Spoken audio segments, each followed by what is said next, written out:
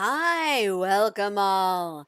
I am Psycheshire. I am your host. So we're going to do a sound check, making sure that everybody can hear my voice.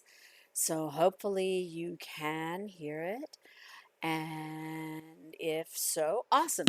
Then that means we are about ready to go. So you can hear? Sweet. Awesome. So again, I am Psycheshire. I am your host. This is my domain. Welcome to my domain, be it of whatever fang that you may be. You are welcome here. Everybody put your feet up and get ready to help me with this game. This is a very interesting game. It's called Out for Blood. It is your very highly interactive text based game. We have music, sounds that I've been putting to the story as I've been reading it, so that it has that little background to it as I'm going through and reading the story. Now, as part of a text based game, that means there's going to be a lot of questions that we are asked. As we go through the game, if you see the page flip up and it has questions at the end, and you can very well tell what it's going to ask you to choose between, and you're a fast reader reading faster than I talk, then go ahead and figure out what your choice is, what your option would be for an answer, and throw it in chat. Don't wait for me to ask. If you're thinking, ooh, I would pick number two, then throw number two out there, and then when I get done reading, I'll look and say, okay, so and so voted for two, so and so voted for three. That way, the lag, because there's always going to be a lag time between you and me. In other words, there could be anywhere from 30 seconds to 2 minutes between when I finish this sentence and when you hear it.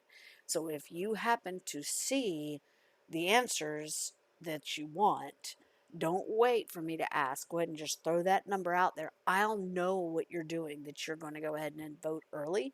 That helps me not to wait for the 2 minutes. So now that you know how this is going to go, you will be voting on pretty much everything. I usually don't pull rank on people and say, no, I'm going to make the vote this time, because I want to make sure, as an interactive game, it's interactive with all of us, not just me, but you too. So you are helping as we go along with this. So, are you guys ready to rock and roll? We're going to be doing Vampire the Masquerade, Out for Blood, and here we go.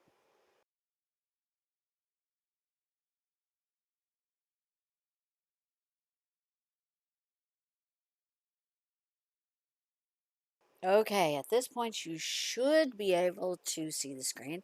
I can see it on my end, but I want to make sure that you can see it on yours.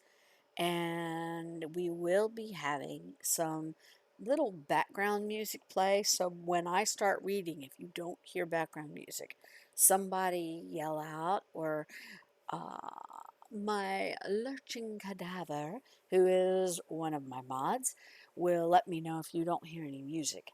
That way I can make sure that you're hearing very cool stuff as we get started. So once I start talking, that's when we will see if you can hear it. So we've already been through quite a bit, but I know we're not anywhere near the end. In a minute, I'm going to go ahead and look at the stats. We'll look at the stats together so we can see where we are. I think it's changed quite a bit since the last time I updated. So let's take a look. And I just kicked on the music. We're going to look at the stats. So here's the stats we have so far. We still have 1 in strength, dex, and stamina, 3 in charisma, 3 in manipulation, 1 in composure, 2 in intelligence, 3 in wits, and 3 in resolve. So these are staying pretty much the same. I don't think any of these are going to change unless we add EXP. Skills, we've got 1 in athletics, 1 in clandestine, 1 in combat, 2 in survival, 3 in insight, 1 in intimidation, 0 in leadership, 2 in persuasion, 1 in subterfuge. We have 4 in awareness, 0 in faith, 1 in investigation, 5 in occult, and 1 in science and technology. That grounds 0 in contacts, 4 in influence, 1 in resource, 4 in health, 4 in willpower, 10 experience points we'll be able to spend. Here's where we look at our personality. Wow, it has changed. We've got 88 kind hearted. I have never played that nice of a character ever. I'm shocking myself. We've got 40 in sarcastic. That should even be higher too. And 60 in matter of fact.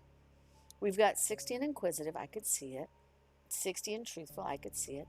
And 43 in idealistic. That whole kind hearted thing is just totally throwing me for a loop. But it is what it is. We have $5,002. We have a well stocked, it says in storage, and nothing on the shelves. We have a bookstore called Chapter 11, and that was given to us, inherited by our grandfather. So we're going to go back through, and we are in the process of talking to somebody else who just walked in the store, and we are going to start from there. Inherited it? So wait, he was your grandfather? Wow, I guess I see it, she says, and her look turns to sadness. In that moment, it's like a different person is standing there. An adult woman with an even older soul. I miss him. He was one of my friends and the smartest person I ever knew. Yeah, I really miss him. He was the best. Hey, so what do you know about Bleakrest House? That's a strange question. Everyone in town knows the history of the place. No, I mean now. Would you know about the people who live there? She stresses the word people. Not much at all. I saw that it's been renovated, but other than that, I don't know anything about it. The lady who owns it, her name is Miss Amanda Chastain. And then there is Mr. Gabriel Jayfield. Her voice takes a sudden drop when she mentions Gabriel. Okay, is there a reason you're telling me about them? Do you know them? Michaela picks up her bike and turns towards the front door. I have to go now. I'll be back again when the store opens. If you need help, I'm a hard worker, and I know everything about this place. I'm fine with minimum wage. That sounds like a good deal, you say, and hold the door open for her. It is a good deal. I'm not expensive, and I don't require training. No brainer. She rolls the bike outside and stops just past the threshold. You haven't been here for long, so here's a piece of advice. Don't trust anyone in this town. Everyone has a motive. Can I trust you then? Michaela smiles. I'm the least of your worries and your only real friend. Have a blessed night. Real friend. Her words bring up images of Adam, and Salem. She rides away, the bike wobbly as it starts, leaving you watching her from the edge of the store. It's then that you realize the scent of raw garlic wafting away as she rides. At the corner, she picks up speed and merges into traffic, only a few cars away. A few light drops of rain begin to fall.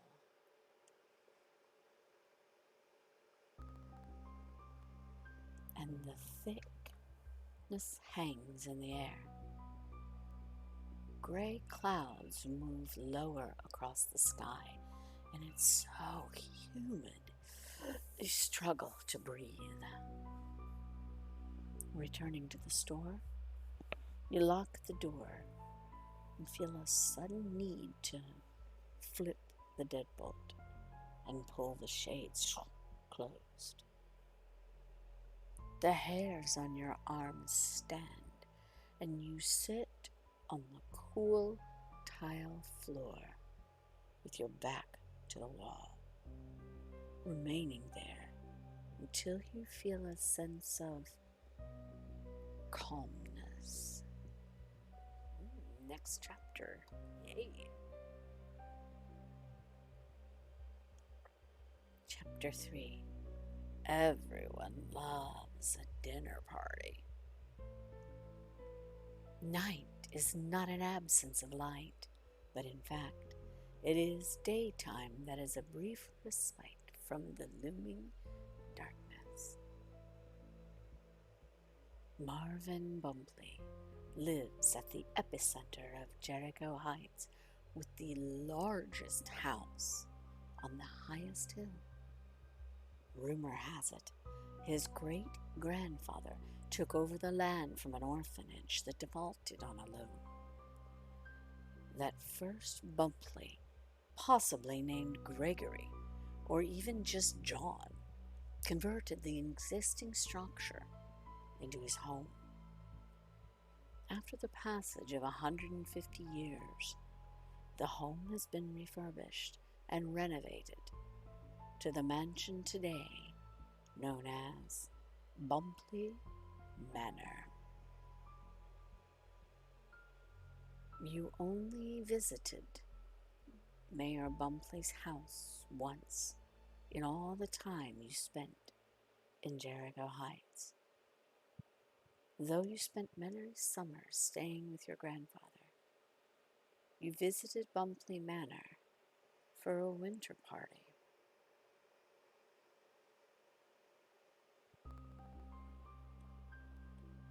You had never been in a home that grand before.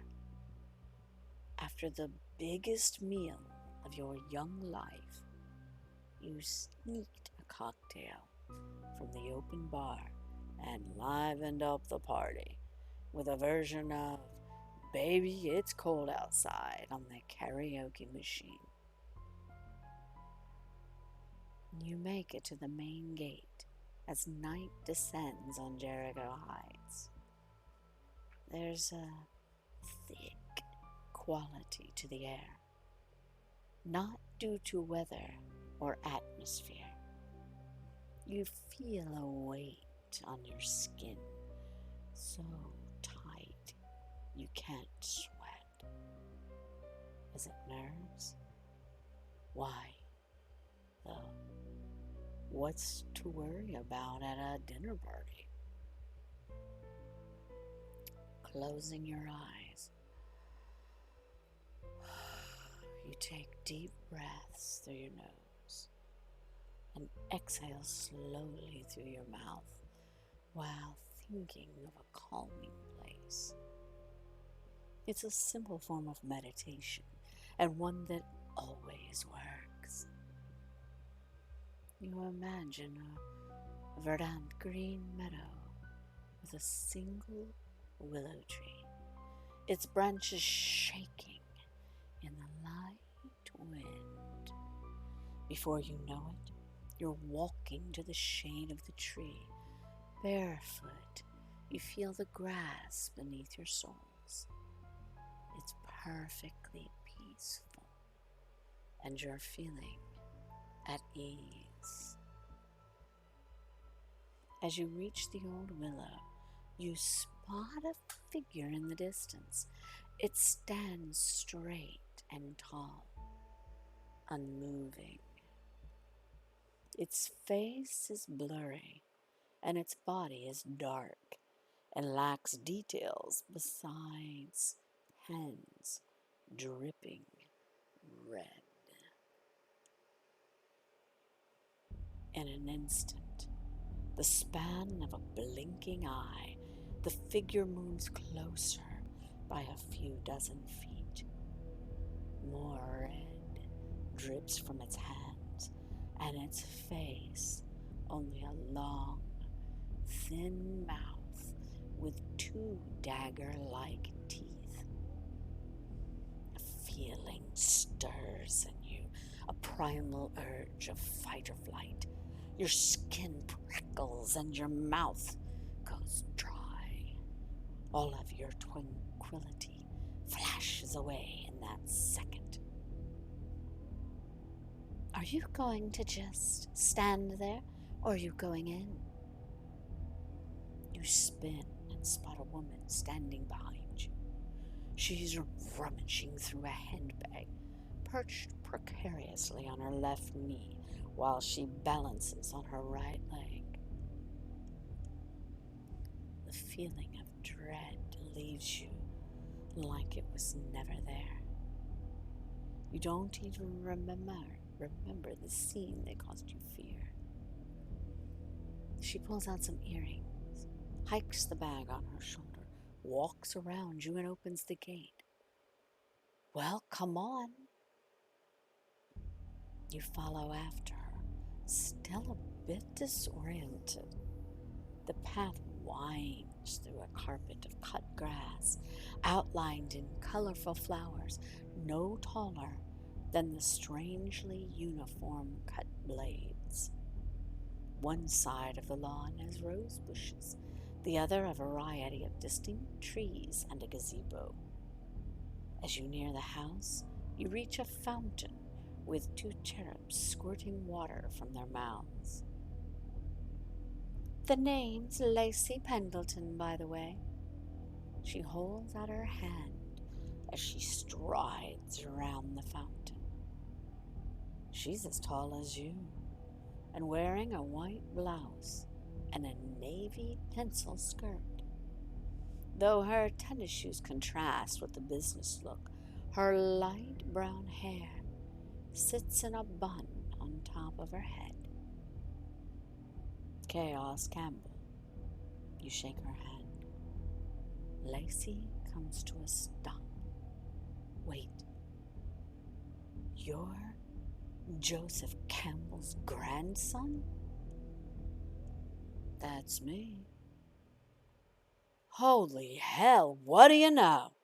She says and walks again. She loops one of the earrings through her earlobe. Joseph was a legend around here to many of us. He didn't take anyone's crap. It's so nice to meet you. Wait, sorry. You're here because I wish we could have met under better circumstances. I'm sorry for your loss. Oh, geez, I'm chattering like one of my sixth graders. All right, here we go, guys. This is where you get to vote. Either 1, thanks, he meant a lot to me. I appreciate you calling him a legend. Or 2, my grandfather was a legend to you? Why is that? Or 3, you're not chattering like a sixth grader. You're at least an eighth grader. So which way do we want to go? 1, 2, or 3? I could see going with any of them. So what do you think, Fang Pack? What sounds good to you? You think 3? That's see, I kind of like that. I kind of like the idea of being kind of like a, smart ass sort of. So I'm totally cool with that. I think we'll go with 3. We'll go with 3. See what it does.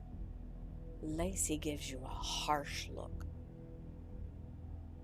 Sarcasm. Great.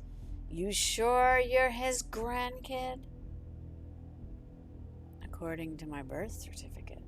I've got it right here if you want to see it. She gives you a principal stern frown. No, that's all right. I'd rather talk about your grabs. Say, what do you want about him? But Joseph stood up for the people in this town. The two of you come to the end of the driveway, below a set of marble steps. The exterior is red brick, with stone columns supporting a second-story balcony. Lights shine from two gigantic windows. Through royal blood curtains block you from seeing inside. The soft sound of classical music plays in the home. Lacey sits on the steps and takes a pair of black heels out of her oversized handbag. Pencils, lipstick, a tiny notepad, and a Nintendo Switch spill out of the bag onto the ground. All right, here we go. 1, 2, or 3. Do you either bend and pick up the fallen items for her, or 2, sitting next to her, you rob a lost and found box on the way here, or 3, nice chatting with you, but I think I'm heading in for the party. Which way do you want to go? 1, 2, or 3?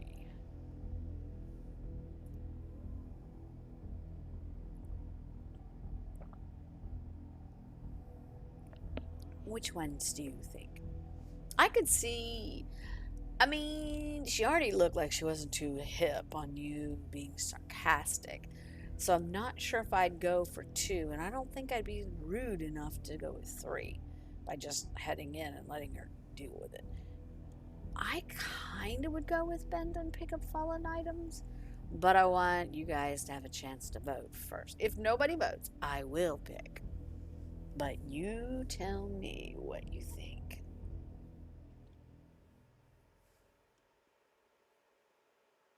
What thoughts do we have? I'm thinking I would go 3. I'll try 3. I mean, not 3, 1. Whew. Yep, I'd go 1. We'll go 1. You gather the pencils and notepad while she picks up the game and lipstick. Thanks, I came right from school and didn't clean up my bag. I'm vice principal of Jericho Heights Middle School. So, you're saying that isn't your switch? Hi, Daruko. Hey, how are you doing? Welcome to my domain. Join us. We're going to have an opportunity for you to pick answers as we go along. So hang out, sit back, and relax. Here we go. I didn't say that, she replies with a grin. She stuffs the items back in her bag and slips off her tennis shoes and socks. Enough about me. How did you gain the privilege of an invitation to a bumpy soiree? When I was younger. Yes, I remember you, Daruko. Yes, and I'm glad you could come and hang out again. When I was younger, I spent summers with my grandfather. For some of those summers as a teenager, I worked at Mayor Bumpley's bank. I see. Well, this is only the 3rd time I've been here, and it was also for a dinner party. She slips on the high heels. Her shapely calves flex, and you stare until she looks up. It's an open bar, and the food's always out of this world. At the least, you'll leave drunk and well fed if you want. She reaches into her bag and takes out a compact and a tube of lipstick. An iPhone falls to the ground. Its case displays the gold and crimson colors of the school. She picks it up and puts it back in her handbag. I'm always losing this thing. A breeze blows rose petals across the lawn and onto the driveway. From the direction of the entry gate comes footsteps on gravel and the sound of voices. Lacey applies the lipstick. Sounds like more people are arriving. She returns the lipstick and mirror into her bag. Should we head in? You nod, and the two of you ascend the few steps to the double doors. The classical music and light laughter more prominent now. A man in a formal gray suit, who seems to be the butler, invites you into a 2-story square foyer and straight through a pair of French doors. You're led to a grand hall where classical music flows from tall speakers in the corners. The room is decorated in patterns of dark colors with gold and pink accents and Greek and Roman statues. Wood panels coat the ceiling, while the walls are covered and an embellished covering thicker than paper. This is what I call gaudy chic, Lacey says, leaning in with a whisper. Marvin is rich. Fine. This place looks like a mix of designers from London, Italy, Russia, and Japan, all got into a fight over who can spend the most and still make it look like a hotel from the 40s. Have you ever wondered why rich people buy all this? Is it to impress other people, or do they actually stand around and admire it? From an archway comes Mayor Bumpley, wearing a beige suit and bow tie, his grayish-black hair slicked back like a 1920s film star. He's changed out of white gloves for brown. He carries out a silver tray with long-stemmed glasses half filled with white wine. When he sees you, he smiles and strides towards you. It's so lovely to see you, he calls out. As he steps closer, he hands off the tray to his butler. Thank you for coming, Chaos. So here we go. 1, 2, 3, or 4. Either thank you for inviting me, you have a beautiful home, or 2, it didn't sound like I had much of a choice. I'm not stupid enough to pass on a mayor's request. Or number 3, quite a place you have here. It looks like the set of a classic horror film. Or 4, this place is amazing. Any chance I can get a tour? So 1, 2, 3, or 4. And remember, you don't have to wait for me to read the story or the questions. If you already know what you want, just throw that number out there in the chat. Either 1, thank you for inviting me. 2, didn't have much of a choice. 3, quite a place you have. 4, can I get a tour? So it's 1, 2, 3, or 4. You're thinking 2? Okay. What do you guys think? We're thinking 2 so far. I could do any of them, honestly. Hey, Sky Black. Thank you so much, Sky. And I wanted to also thank Fragilities, I believe. They also followed earlier. So I wanted to thank you guys. Thank you. All right, Sky, you in this? What are we going to do? We've already got a number 2 for a vote. So what do you think? What else should we do?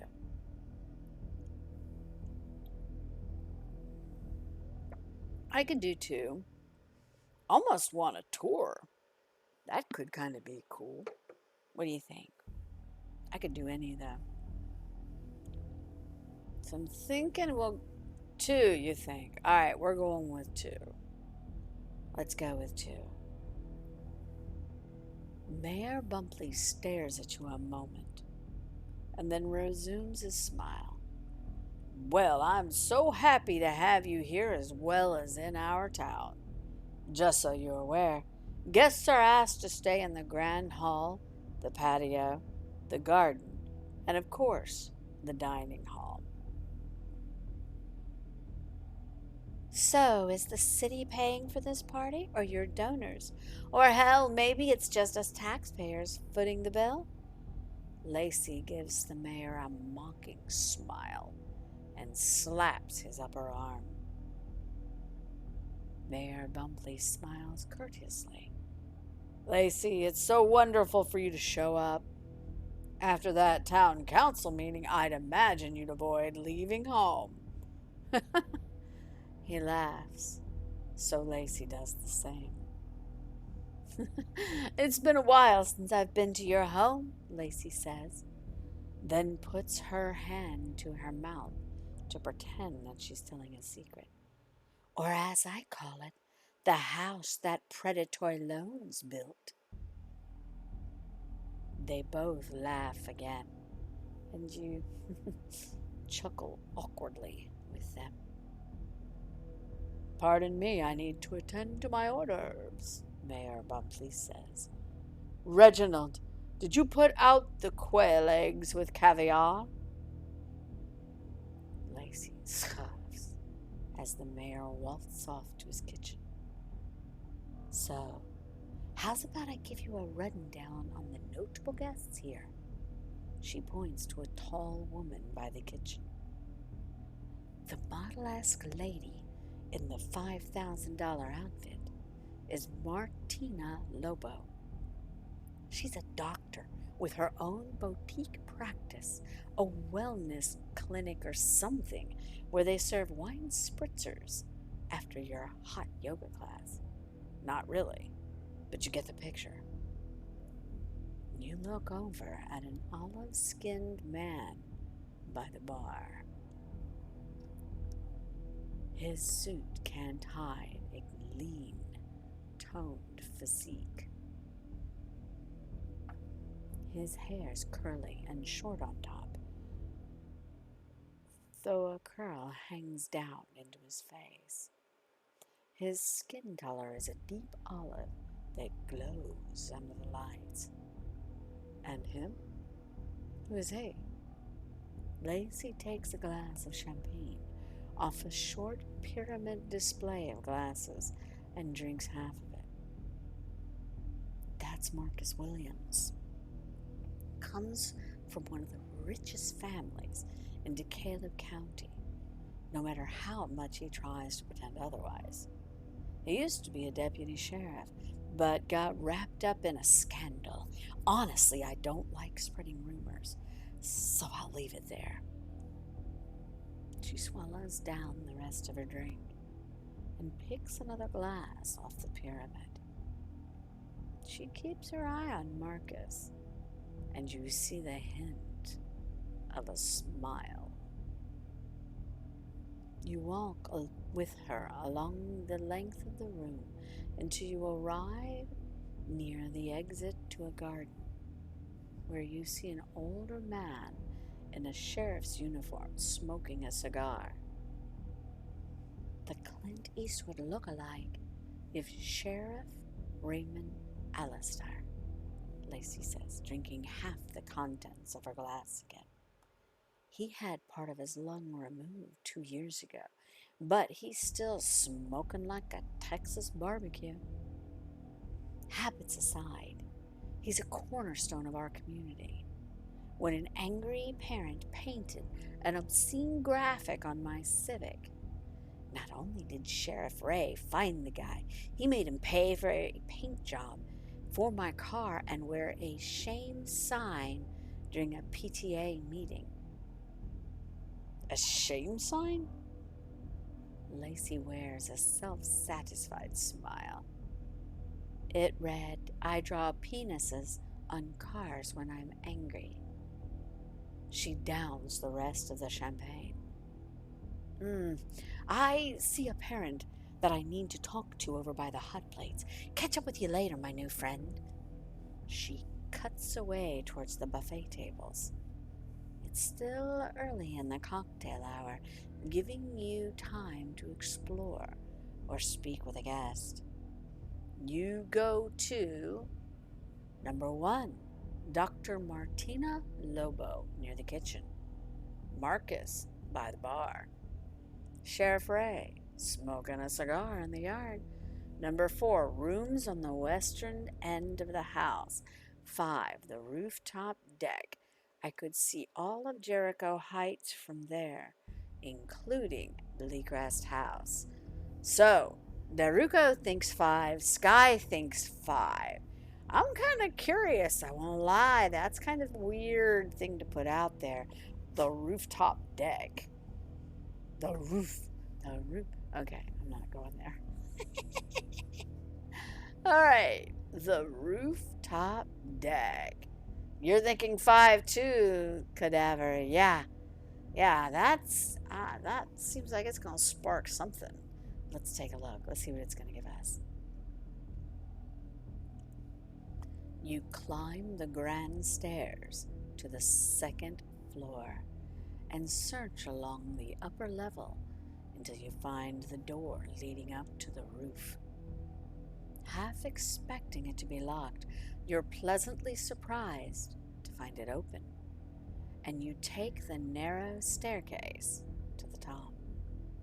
It ends in a rectangular swing door, which you push open and climb out to a furnished deck.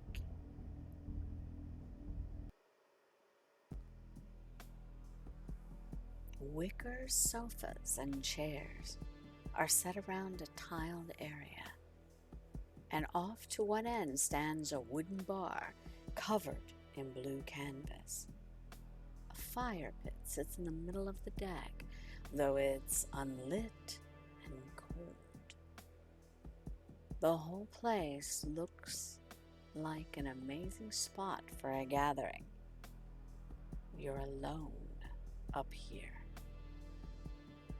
You look out across Jericho Heights in the still night. A few birds fly against the black backdrop of the starless sky. A breeze blows across the rooftop, and with it comes the aroma of the food cooking in the kitchen below. Underlying it comes a scent from something far less savory, something earthen and old.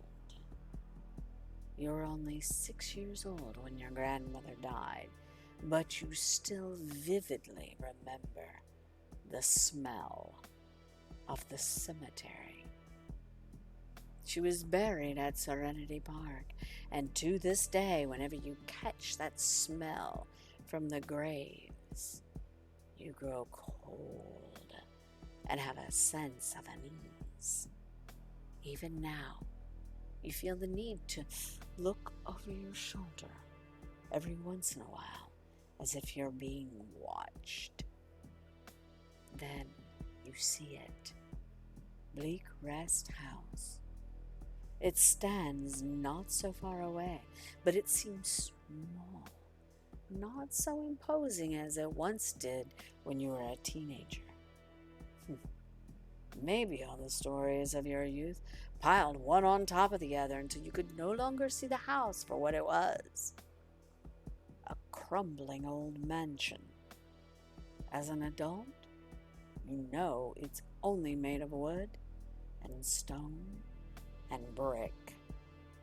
The horrors you once imagined are decades in the past.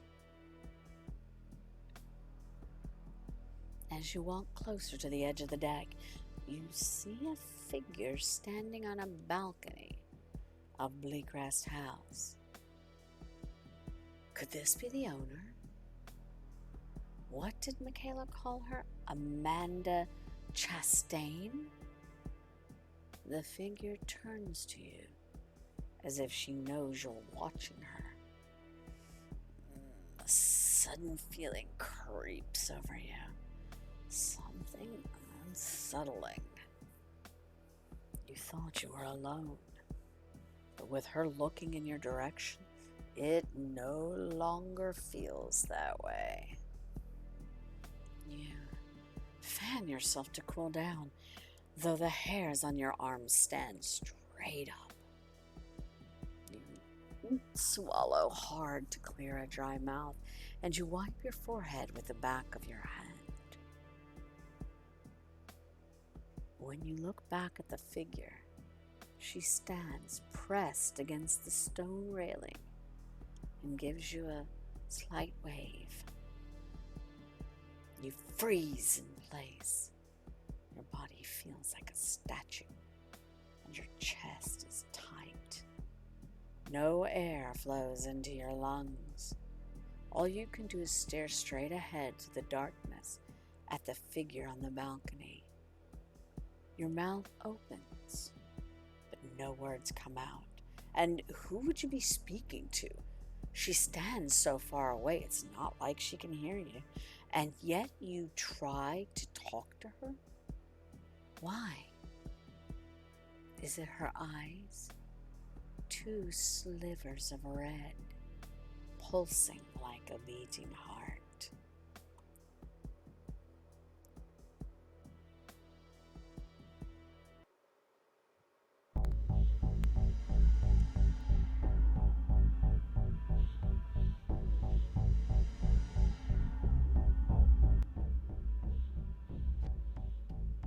Turning, you close your eyes and stumble away, tripping on your own feet. Turning, you break into a sprint, right leg smashing into a wicker chair.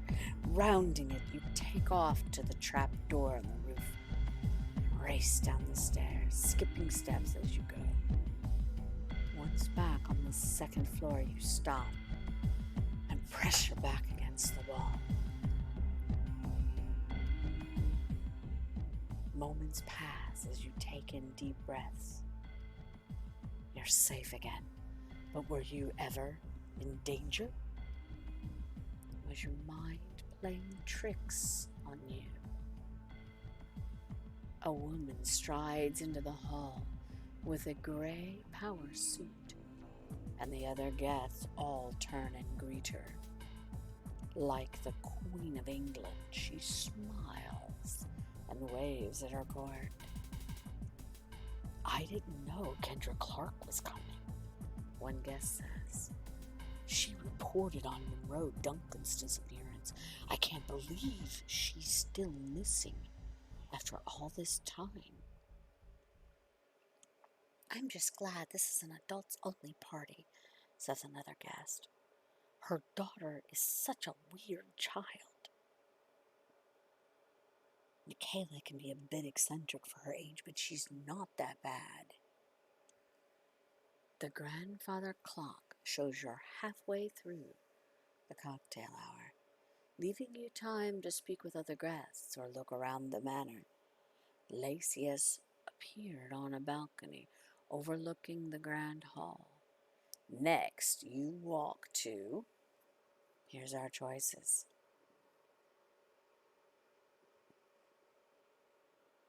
Dr. Martina Lobo near the kitchen, or Lacey on the balcony, or Marcus by the bar, or Miss Clark by the hors d'oeuvres, or Sheriff Ray smoking a cigar in the yard, or rooms on the western end of the house. What are we thinking? Daruko, you've already said 5. Awesome. By the way, any of those that just arrived, welcome. I am Psycheshire. I am your host. It is an honor to have you here while we play this game. One of the things that we do when we are playing this game is when we come to choices. You guys get to choose. The majority vote wins. So, you get to vote. If you see the choices before I get to them and you know already what you want, throw that number out there just like Daruko did. That makes it faster and quicker for me to be able to choose what we do. So, welcome for all those who are here. Please choose what you think. Daruko's thinking 5. Sky thinks it's best to explore more of the house while we can. That might be a good idea, so we would choose 5. So what else do you think? I'll give you a minute Guys, in case anybody wants to get in a last minute vote, tell me what you're thinking. I am kind of liking 5, being able to go explore. Didn't he say we couldn't? Or did he not say that? I swear I think he said we weren't supposed to do that. Of course, whenever we or I ever follow instructions. Very rarely. So, we could always, go explore. What do you think? I'll give it another minute or two.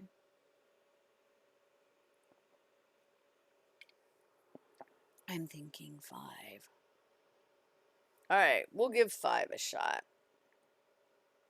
Which is, wait, that's 6. You want to go do the Daruko? Are you thinking the sheriff or are you thinking explore? Because 1, 2, 3, 4. 5 is the sheriff. The explore is actually 6. So what are you thinking? You're thinking the sheriff. Okay. So Daruka's thinking the sheriff. He's thinking 5.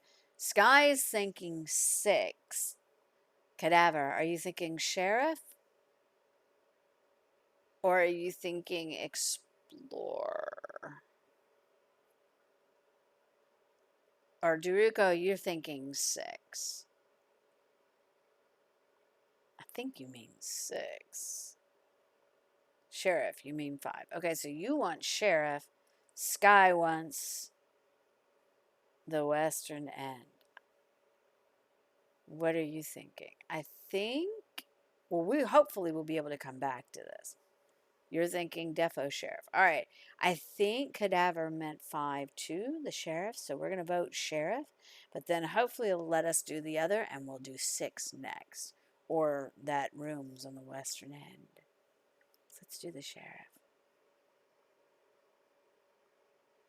All right. So we're going to do Sheriff Ray.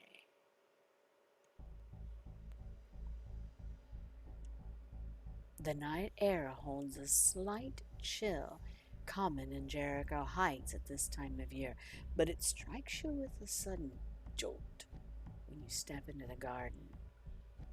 The smell of rose and lavender mixes with the pungent aroma of Sheriff Ray's cigar.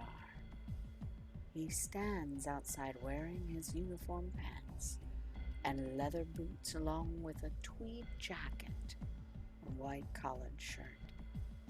As you approach, he puts out the cigar on the stone rim of a fountain. You've heard he's a stern man who appreciates honesty over flattery and has a stern, surly disposition. Hello. There. I don't believe we've met. He doesn't extend a hand to shake nor even look at you. Instead, his eyes stay fixed on Bleakrest House, the hilltop home down the road from Bumley Manor. Marv tells me you're Joseph's grandson. Welcome back to the Heights. All right, we got 1, 2, or 3. Oh my gosh. 3 would be ballsy. Yeah.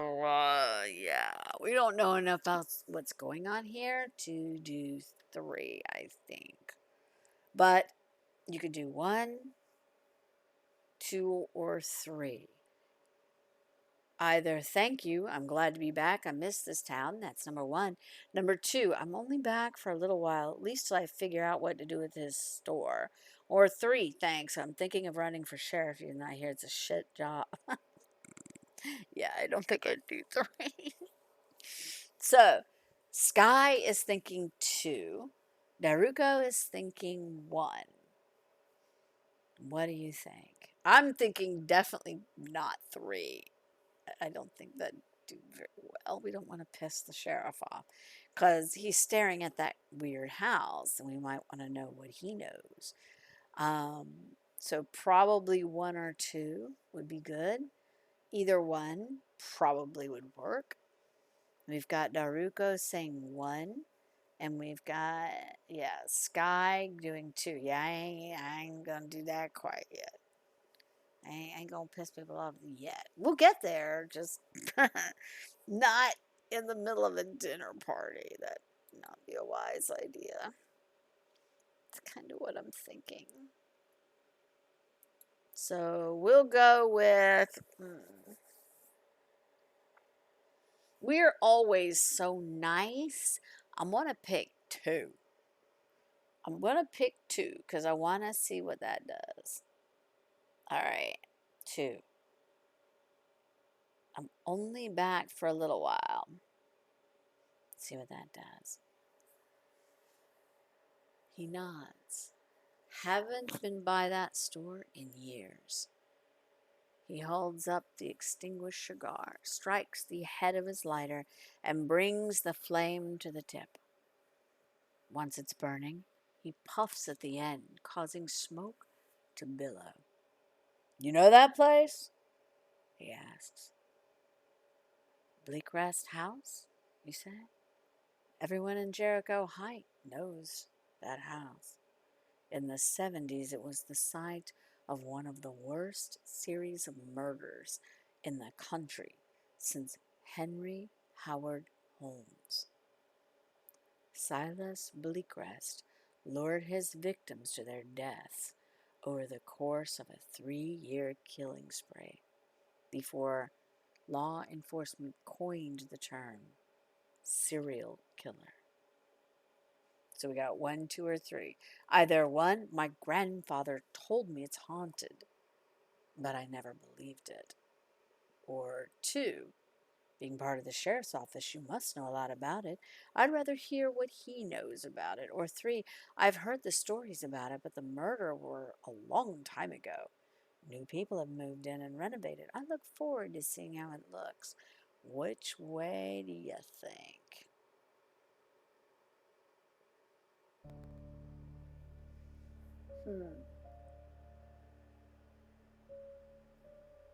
You're thinking 2? 2? Yeah, I'm liking that idea. I want to hear what this person has to say. So let's check this out. Sheriff's office. I want to hear what he knows. Sheriff takes a long, hard drag on his cigar.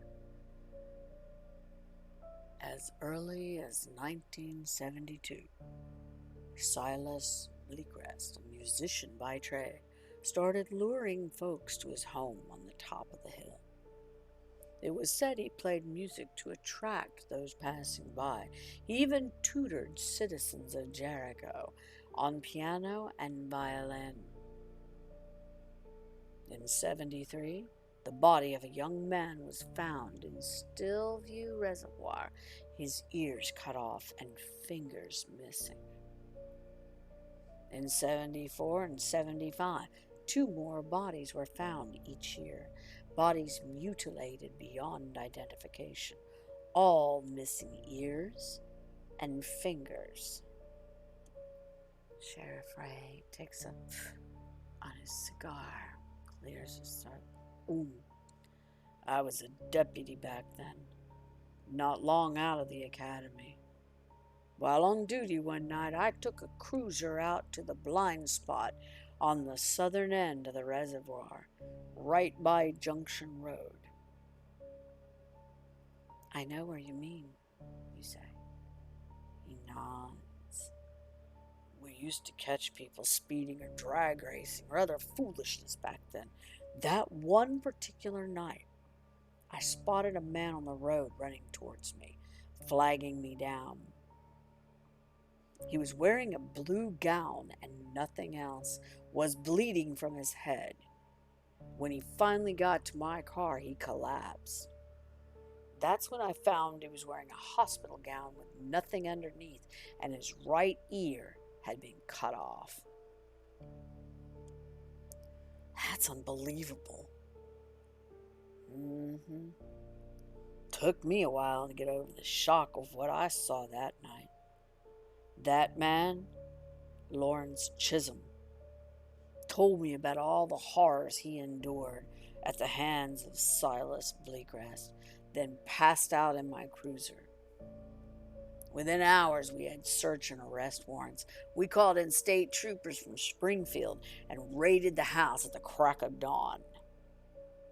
Sheriff Ray's eyes take on a faraway glaze.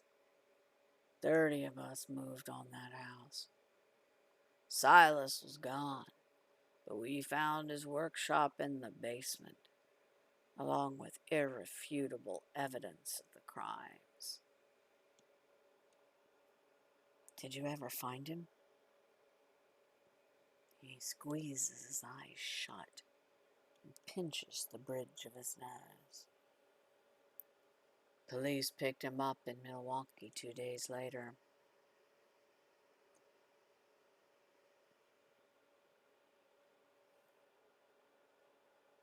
On transport, he attempted escape, grabbed a policeman's firearm, and was gunned down. Whatever happened to the guy who escaped? Larry Chisholm? Poor guy spent a few days in ICU, but succumbed to blood poisoning after his injuries. After he passed out, he never regained consciousness. Only muttered some phrases. Ever been to Bleakrest House? Once, I had quite an experience there. He turns to you for a moment, his eyes growing wider. Oh? You swallow hard. I haven't told this story in years. It was my birthday. I was in Jericho visiting my grandfather, but happened to be hanging out with my two friends. You probably know them. Sarah Morelli and Adam Bain. Sheriff Ray shrugs. I know the families. Go on. We were all hanging about near Bleakrest Hill, right outside the cemetery gates, when Salem, we call her that now, but her name's Sarah. Well, she dared Adam and me to run through the graveyard. After we did that, we kept one-upping each other until finally she dared us to go in Bleakrest House, not even just inside. She wanted us to go to the basement where he did, his workshop. You swallow hard again. Yeah, that's what people called it. The house was locked and boarded. Okay, now we've got 1, 2, or 3 guys. Either, and I refused to go in, it wasn't right to break in, and I was raised not to break the law, which is number 1. Or number 2, and I told them I'd only go in if we all did. Or number 3, but that wouldn't stop me. Which one do you want to go with? 1, 2, or 3? Ooh, it looks like, are we thinking 2? 2 or 3? Cadaver's saying 2. Sky's saying 2. Daruka's saying 2. Okay, I'm thinking 2. I'm feeling 2. Yep. Let's try 2. You continue. They both agreed. We searched the outside of the house, each going on our own way to find a way inside of it. I went to the right, past a weed garden and around to a bordered storm cellar.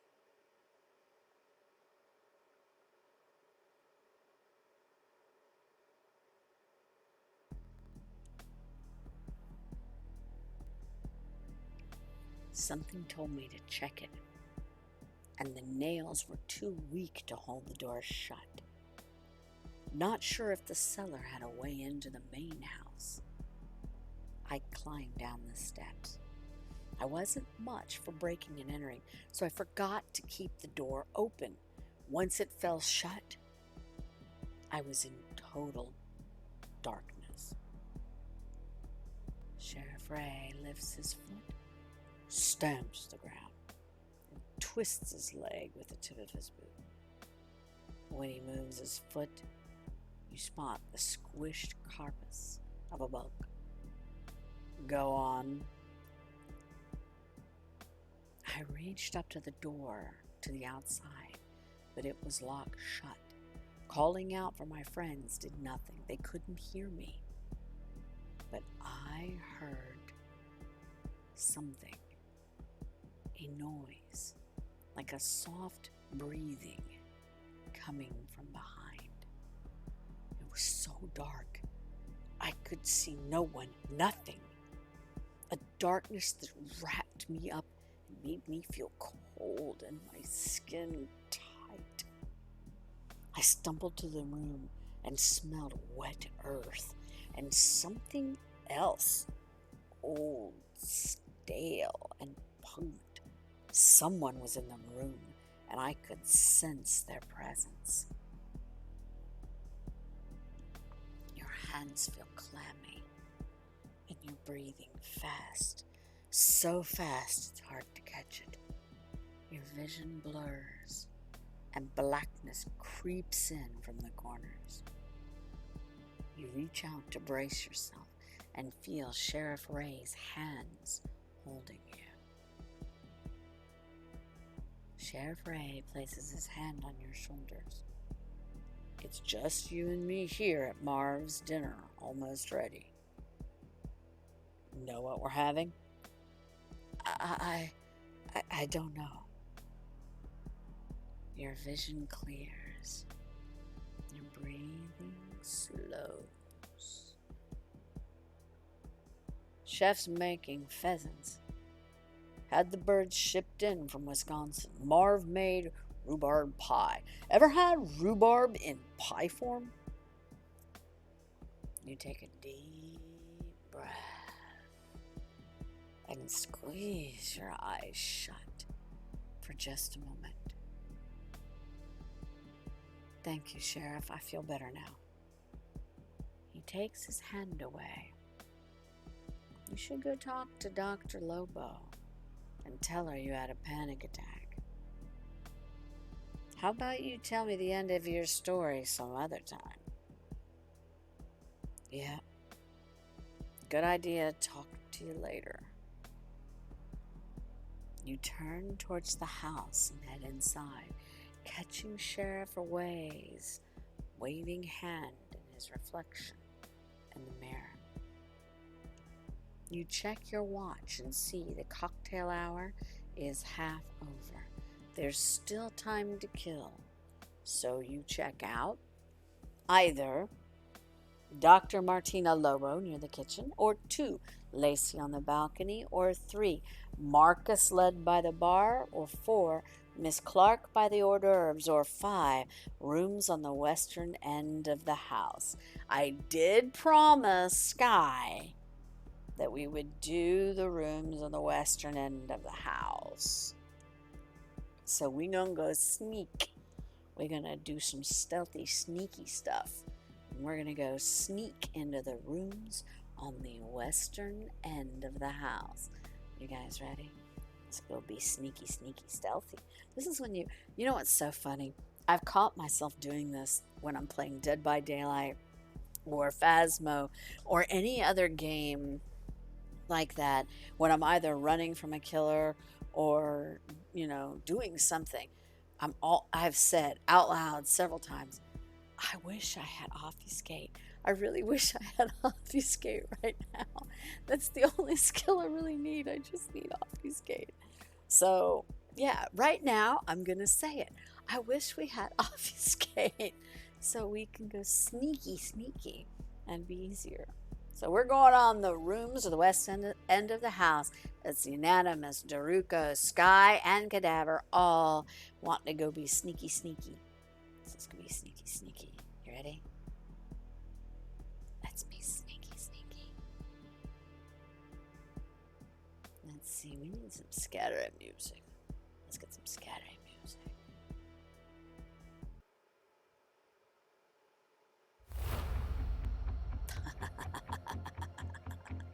I love this.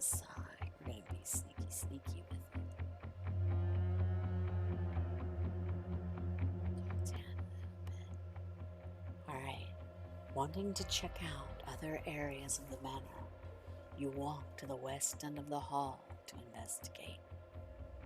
Leaving the grand hall, you enter a wide hallway with burgundy upper walls and white wainscoting.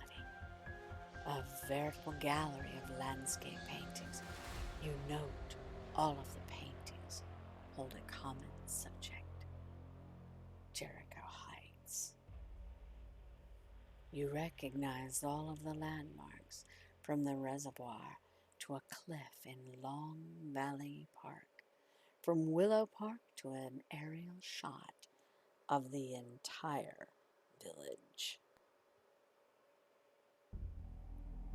As you make your way along the hall, you try each door you find, but they're all locked. Finally, at the end of the hall, you find one unlocked. The soft humming comes to the door, something melodic and in perfect pitch. Easing the door ajar, you see a young woman sitting on a plush sofa with a glass of dark liquid in her hand. Her eyes are closed and her legs are crossed, with one foot moving to the music she's humming. Her floral print dress jumps out at you, and her pixie haircut frames her round face. "Hello," she says with a smile. "I didn't expect anyone to be down here. Aren't you supposed to be enjoying the party?"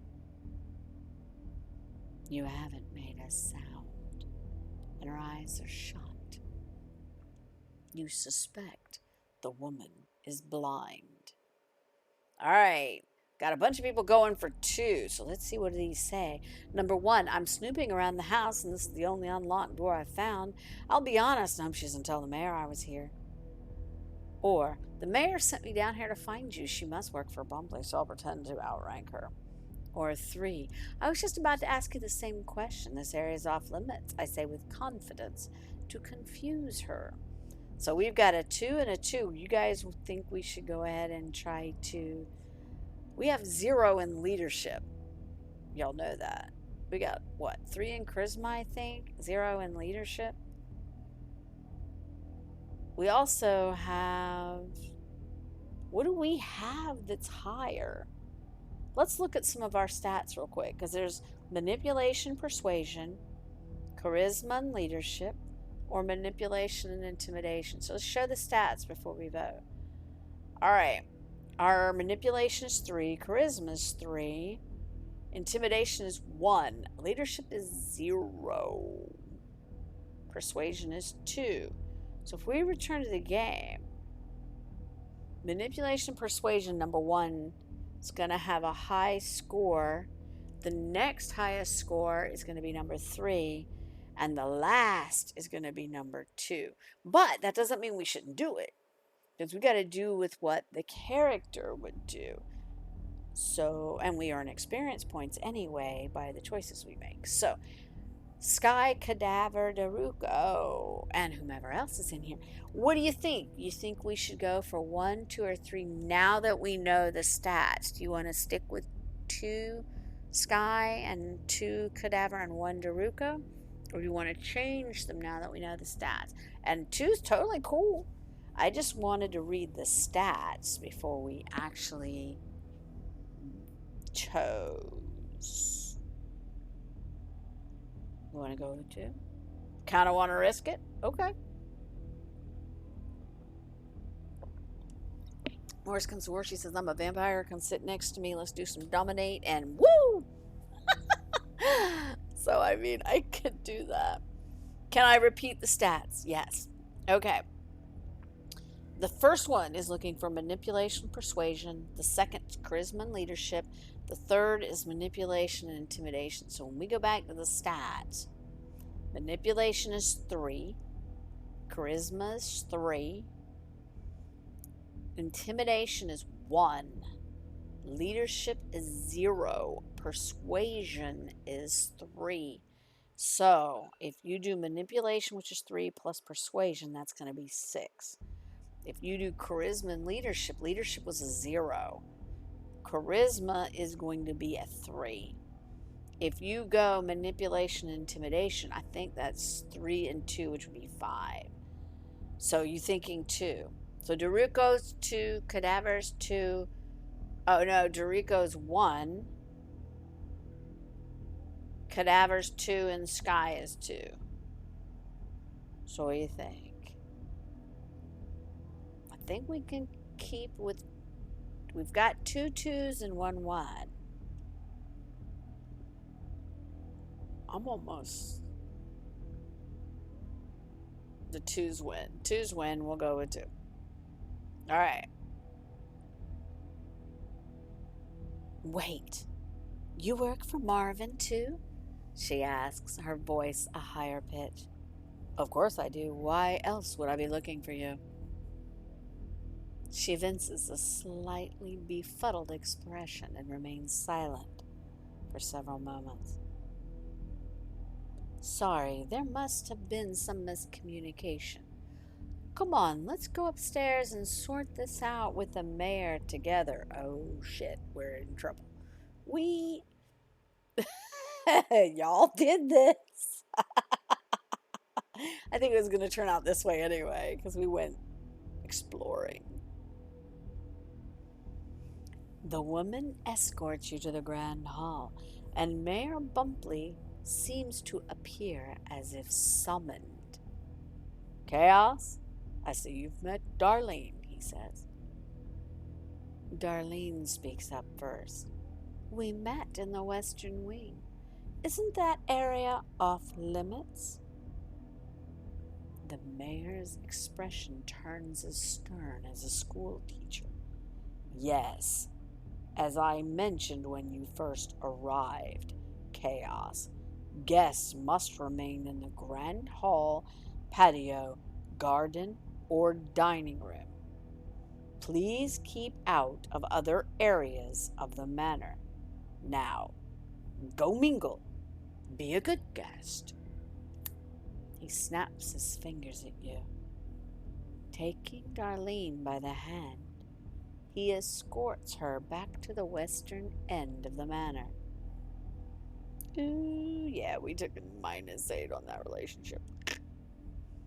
The classical music in the grand hall switches to soft jazz, and dinner party guests start making their way into the dining room to find their seats. The chatter of conversation thins out, though enough people remain at the bar for one last cocktail. Mayor Bumpley hurries through the grand hall, past his guests, and stops at the glass door to the garden. He knocks to gain the attention of Sheriff Ray, who's been outside since the cocktail hour began. The sheriff nods and enters the house and joins the mayor, and the two move through the double doors of the library, which close behind them. You head over to... All right. Number 1, Dr. Martina Lobo near the kitchen. 2, Lacey on the balcony. 3, Marcus by the bar. 4, Miss Clark by the hors d'oeuvres. 5, Sheriff Ray and Mary Brumpley to eavesdrop on them. Or 6, the dining room. I'll wait for dinner to start and find an early seat for the table. We're going to look up Dex and Clandestine to see what our stats are. All right, for Dex, we've got a 1. For Clandestine, we've got a 1. We only got 2 total. All right, so what do you think?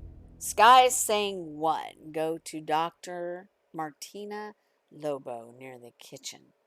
So, what do you guys think?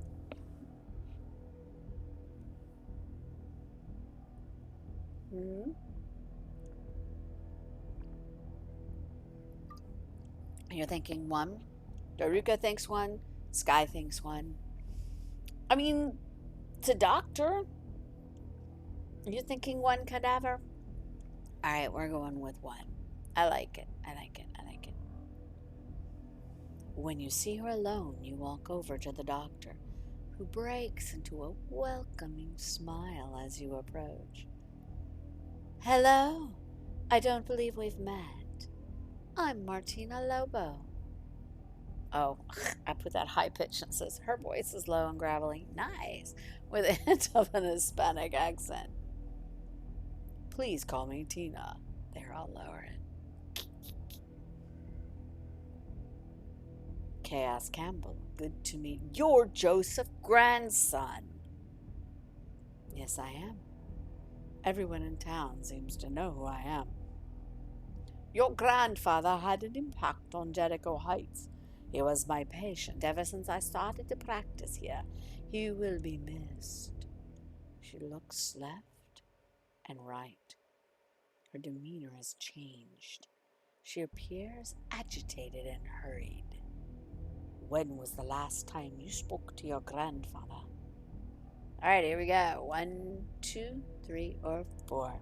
Either 1, not in a long time, maybe 5 years, or 2, that's a strange question, why do you ask? 3, not long ago, he mentioned you a few times, one to throw her off so she tells the truth. Or 4, that's not your business, doctor. So which way do we want to go? 1, not a long time. 2, strange question. 3, not long ago, he mentioned you. Or 4, that's not your business. Which way do we want to go, guys?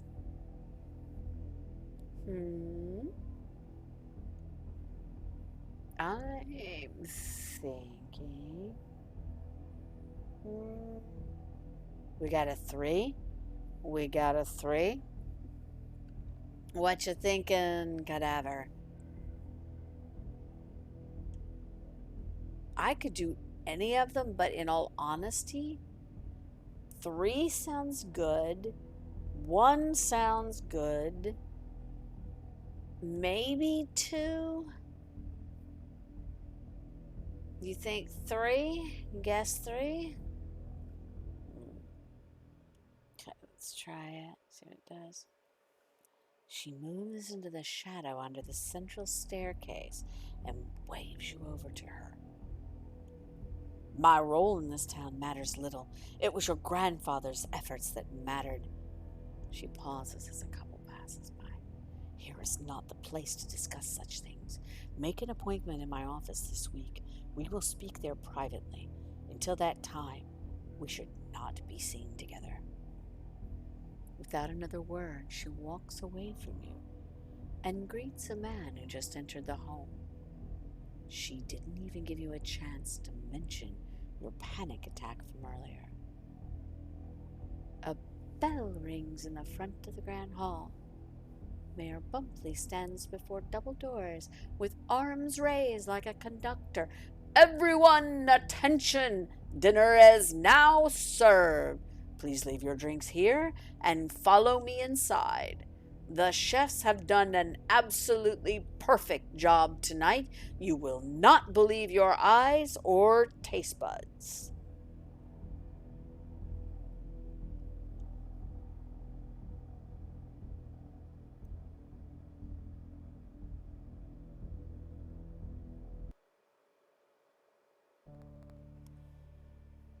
Food, like love, brings out the best and the worst in people. Free food of the quality present in Bumpley Manor's dining room can be likened only to a drug for the way people push and maneuver around one another to be the first to indulge. Though everyone in attendance will be served that night, no one can seem to wait for Cornish hens and pheasant, pork belly and bacon jam, mange tout peas and roasted asparagus, black truffles, fresh baked pumpernickel bread, and other delectables.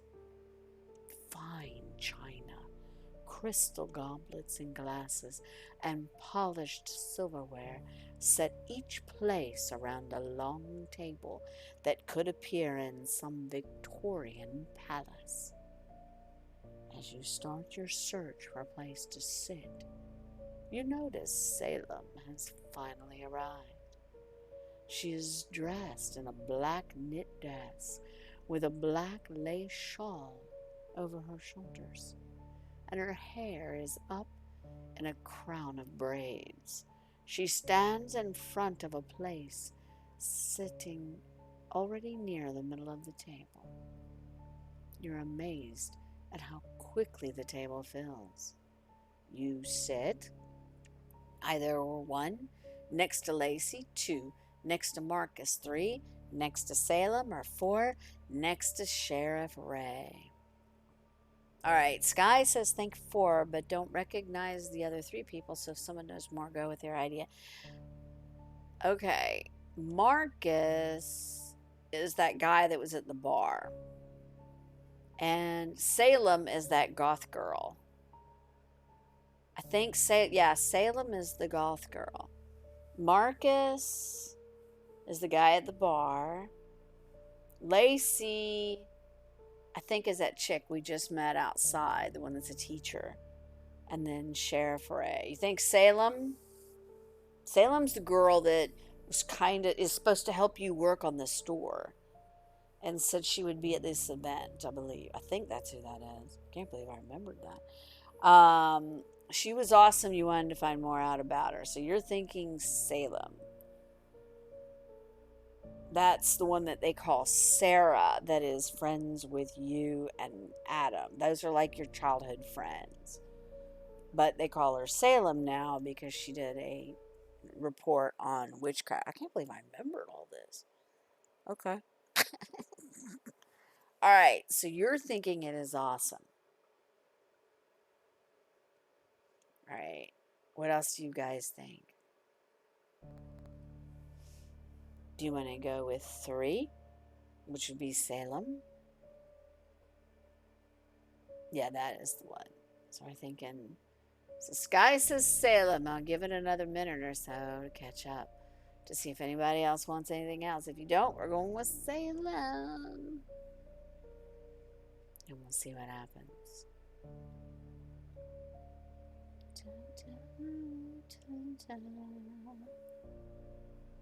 Alright, we're going to hit up Salem. See what she's got to say. As you move to take a seat next to Salem, you notice both are already filled, and so are the seats directly across from her. She went straight into the dining room when she arrived at the party. While you came in for dinner closer to the end of the line, I guess. Well, I had to find another seat. Well, dang it. Okay. Well, now it's Lacey, which is the lady from outside, Marcus, who's the guy from the bar, or Sheriff Ray, who was the guy outside you talked with tonight. Which one do we want to try next? Obviously, no guarantee it's going to happen. So 1 is Lacey, 2 is Marcus. I don't think you've met Marcus at all. And Sheriff Ray is the guy you had the panic attack with outside. So what are we thinking? You'll abstain. You abstain. If nobody else votes, I'm going to say Marcus. Because we haven't even talked to him at all yet. So I'm going to say Marcus.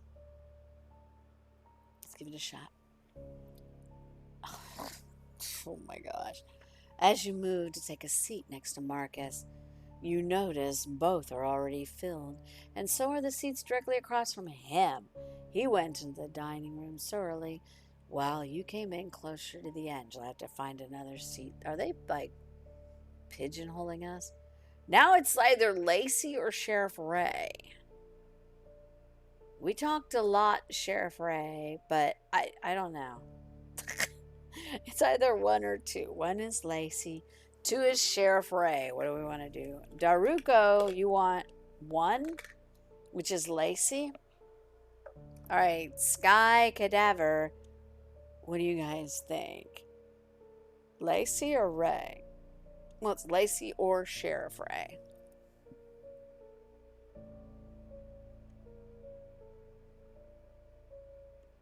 I could do either one. I'm wondering, is it going to pigeonhole us no matter what we choose? You're thinking two? Dorico thinks one. Sky thinks two.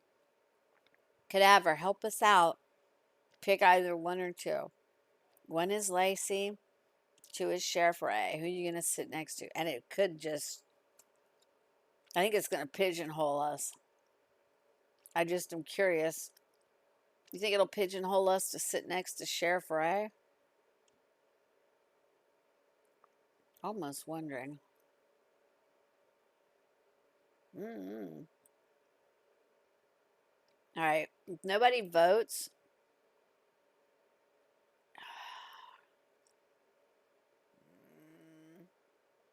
I'm going to do Lacey because I want to see if it pigeonholes us. Because I think it's trying to make us sit next to Ray. What do you think? I'll bet you. Oh, no, it didn't. Woot!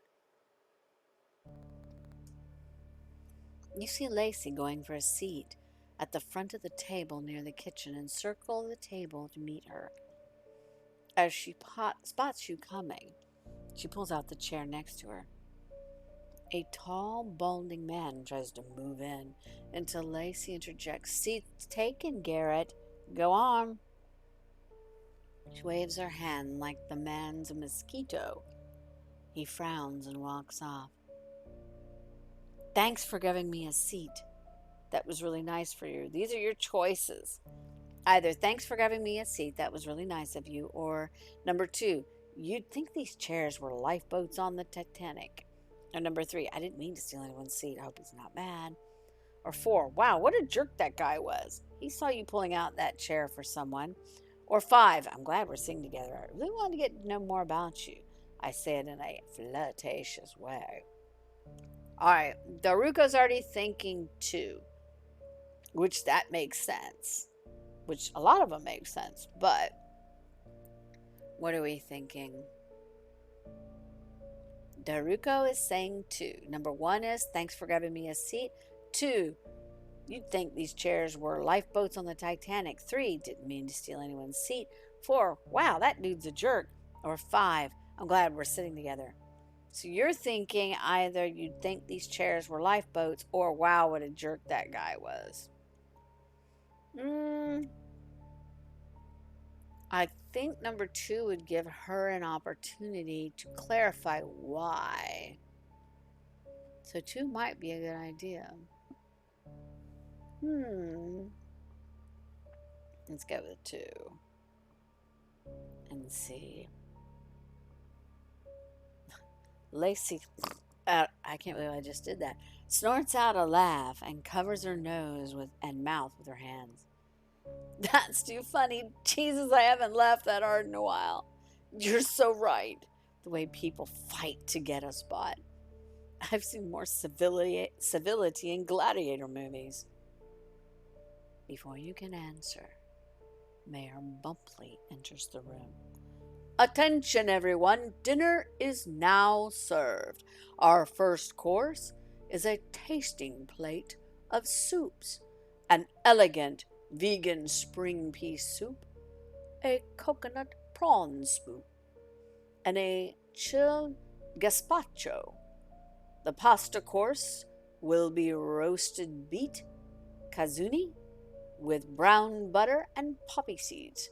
Finally, the pheasant will be out as our third course. I know you're all waiting for it. Please save your applause for the end of the night." Oh, this man, can he be normal for a minute and speak like a human being? "Who claps for roast chicken?" Lacey says. Two columns of white-gloved servers parade out of the kitchen with wooden trays of soup bowls in each hand and deliver them in front of each guest.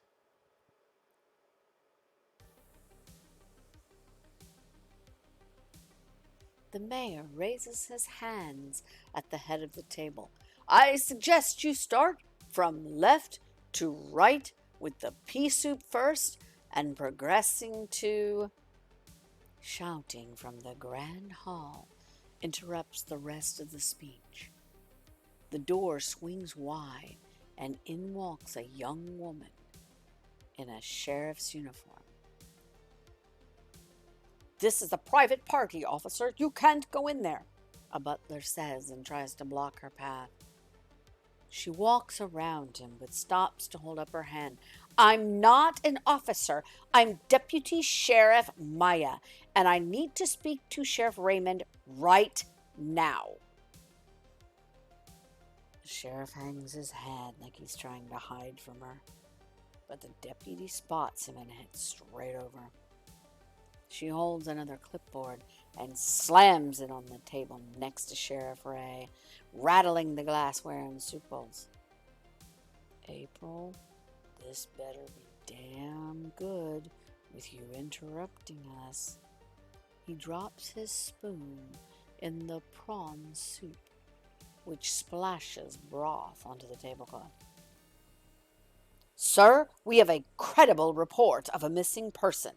He's 17 years old and hasn't been seen in 6 hours. And, sir, I found something." She shows him the clipboard.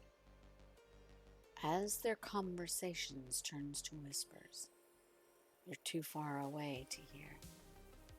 Deputy Maya shows no emotion, but has an intensity in her delivery. Sheriff Ray sits back, and his eyes grow and become tight. He stands and tosses his cloth napkin on the table. The mayor marches over, frazzled and angry. "What is the meaning of all of this? I am trying to throw a party." "Sorry, Marv, gotta go. Thanks for the soup. It's a bit too salty for my taste." Sheriff Ray steps away from the table and walks to the grand hall with Deputy Maya close behind. Dinner ends shortly after the interruption. The mayor's staff scramble to provide platters for people to take home, but after the news spreads of the missing teenager, Tyler Sanders, many guests lose their appetite. You're one of the last to leave, and on your way out, you find an iPhone in the driveway. Its gold and crimson case tells you Lacey's lost it again. You'll make a point to return it to her tomorrow. On your way out, you call for an Uber, but none are available in the Heights. Instead, you walk the few miles home. You arrive home just after 9 o'clock. On your way inside, something feels wrong. You hear faint, wet footsteps. Someone else is inside. You waste no time and rush upstairs, following the faint tracks. The large footprints go lighter as you track them across the second floor and into your bedroom. You push the door open as slowly as possible and feel a stiff breeze flowing through the room. Your heart skips a beat before you walk inside. No one's there. A window is wide open, and one of the heavy curtains rustles in the wind. A dresser drawer sits slightly open, and one of your suitcases, not yet unpacked, has been moved a few inches to the right. Otherwise, the room is as you left it. Someone has been here. So on that note, we are going to stop for the night. Sounds like a good place to stop. We're going to stop for the night, guys, and we are going to pick this back up on Sunday. Remember, the streaming schedule is Wednesday and Sunday at 10 p.m. Eastern. So feel free to join me then, and we're going to pick this back up. It has been amazing. I'm looking to see if there is anybody that I know. Hey, Ritalin, what do you mean lame place to stop? You stay at you say I stream a 24 hours. You know, dude, you don't want to see the crazy crap I would do if I did. I'd be in like every kind of cosplay I could think of. I would be a hot mess. Thank you, Ritalin. It has been amazing. I am so glad you're here, Ritalin. Yay. But yeah, we're gonna pick this back up on Sunday at 10 p.m. I am doing, you absolutely do. Yeah, stream for 24. Are you crazy? Those people that know me, and y'all know me, know that's probably not a good idea. All right, so here's what we're gonna do. We're gonna stop and we're gonna come back on Sunday. Now I will say I do have a Discord channel, and one of the things I've been trying to do is watch movies or shows, or I will play Dead by Daylight, broadcast them through Discord for those times where I want to hang out with people or hang out or play a game, but not necessarily want to do Twitch. So I wonder if it still works. I don't know if this still works. I can try it. I don't think it does. Oh, yes, it does. There's my Discord. So if you want to come into my Discord, you want to say hi, then go ahead and come on in and say hi. And I will talk to you guys later. It has been an absolute pleasure. I've loved it. So I'm going to get off here and go relax. I don't see anybody that I know that I could raid. So we're just going to call it off it here. Come back Sunday. Come hang out with me on Sunday. Make some popcorn. Come help me do this game. Or sometime during the week, ask me to play Dead by Daylight and I'll play. Bye.